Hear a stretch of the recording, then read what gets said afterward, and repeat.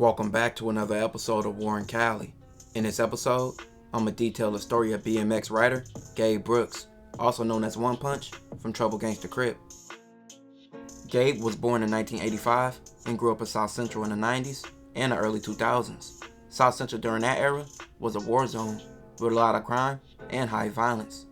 Gabe was only 7 years old when the LA riots happened, so he would see a lot through his childhood. Randy could actually, she could tell you about the riots. Right behind our house, the liquor store was burning. It was so close to where we felt it. The National Guards came in. Shit was f***ed up. Oh, for sure you're gonna hear some shooting every night. Or somebody you know close to somebody, related to somebody, is gonna get shot.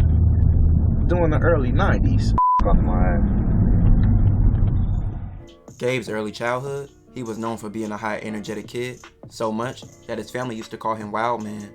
Gabe's grandma would put him in gymnastics by the age of 8 years old, which would help him with his flexibility, balance, and also his strength. Gabe would even start doing Muay Thai, which later in his life would make him a well-known fighter in his community, which he would gain the name One Punch. Gabe went to schools like Marcus Garvey, which he would later be kicked out of. He would later go to a Catholic school called St. Cecilia for the remainder of his middle school years. For high school, Gabe was supposed to go to school in his area, being Manual Arts High School, but with the school being full to capacity, he was bused up to Venice High School. This would give Gabe access to another world outside of LA, and he got to see how different the world was outside of South Central. But with certain things going on in his area in his teenage years, Gabe would decide to join the 5-1 Trouble Gangster Crips. The Troubles are a gang that formed over 30 years ago, and they would be based around the area that Gabe would grow up in, so it was easy for him to join, with most of his friends and acquaintances being a part of the gang. He would get the name One Punch after he got into a fight and knocked the person out he was fighting. Where do you get a nickname like One Punch? One Punch, yeah. Yeah. How did that name originate? It's just one of my homeboys, man. You know what I mean? I ain't gonna say who it is, but at the time he wasn't supposed to be. You know, he wanted to leave the area. This is now I'm young, I'm dumb and fuck and I'm doing my shit in the streets. Yeah. So don't judge me. I'm not. So the nigga say, he want to get put off or whatever, and we went at him, or nobody really wanted to fight him. Really, I went at him.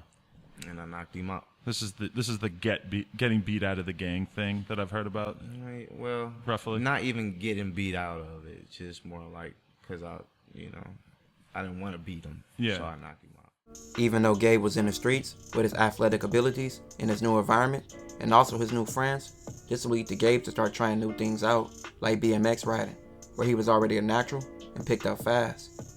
Gabe was known for being in his hood and doing tricks on his bike, but he would later start taking it serious and recording footage, which started to get him attention, but with being in the streets, this will lead to him going to jail a few times. Upon his release, Gabe started to get more shine and looks and started to get different sponsorships, but once again, he landed in jail over a gun charge. Upon his release, he would go harder than ever and started dropping several videos, competing in competitions, and showcasing his skills. Gabe was also heavily involved in his community with his homies who were rappers like Schoolboy Q and TF. You can see him in some of their videos. In 2014, Gabe will participate in a show called Welcome to Fairfax. The show was made to show how diverse a group of BMXers, skateboarders, visual artists, designers, and filmmakers were driven to succeed.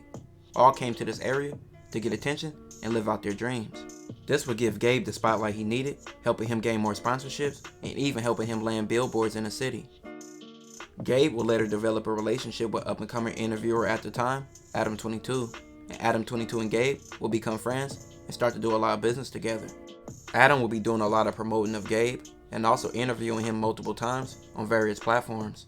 Adam 22 would later tell stories of Gabe on his own platform as well. I remember when I didn't really get that. I had a close friend when I first moved to Long Beach, this dude Gabe Brooks, who actually passed away a few years back, but it would blow my mind because we would be out riding bikes and stuff, and then I would realize that all of a sudden him and some other dude were doing the where you from shit in their face and stuff, and I'm like, that just looked like a normal guy to me, and yeah. I'm sort of looking at him, I'm like, oh nah, that's that guy's in the streets, they have a reason why they have some kind of conflict here. They could tell that they're both from somewhere, And that must be a weird ass thing for They you to stay get used to. But when everything in Gabe's life was going good, his life would end on October 23rd, 2017.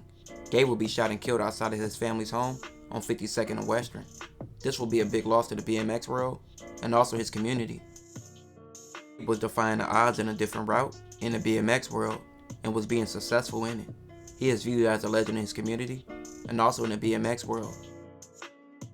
This will conclude this episode. If you haven't already, check out my previous episodes. Don't forget to like, comment, and subscribe.